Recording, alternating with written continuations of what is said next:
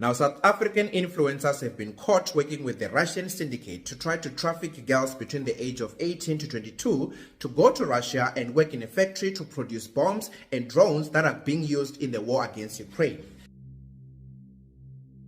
Now, you're probably wondering, aren't we friends with Russia? We're all members of BRICS, right? Not so long ago, Cyril Ramaphosa said this.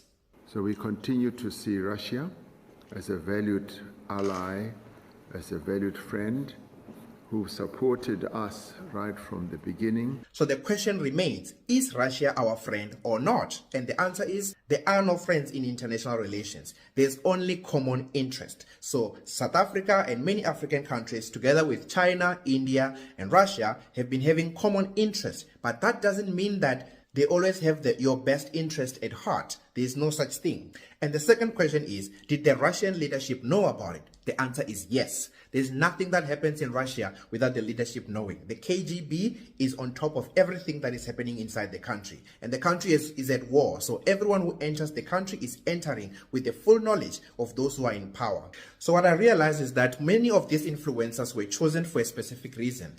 Many of them are not the most well-informed people out there. Many of them, if you were to ask them to show you where Ukraine is on the map, I don't think they will find it. And if you were to ask them to show you where Crimea and the Donbass is, which is where the fighting is happening, I don't think they know exactly where that is. And if you were to ask them how far away are these factories from the front line, I don't think they know that either.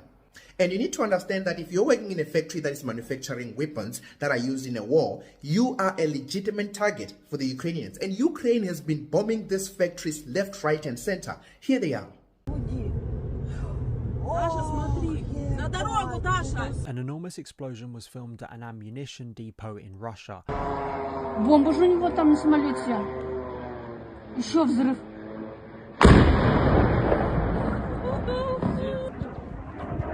Охуеть. Ёптуды.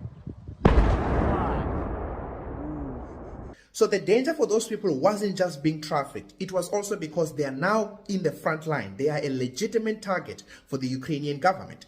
But I don't think that these influencers are much aware of that. They don't really know what's going on in the world. If you were to ask them what is going on between Armenia and Azerbaijan, they don't even know where Armenia and Azerbaijan is. If you were to ask them what's going on in Pokrovsk, they don't know where that is. The Donbass, I don't think they know exactly where that is. And the people, some of the people who follow them, who will take their word for it and apply for something like this and get on a plane, are also not people who are the most well informed about what's going on in the world. So that's the reason why these people were chosen. But if it was a person who knows what's going on, they were going to say, wait, so I'm going to work in a factory that is manufacturing weapons that are being used in a war.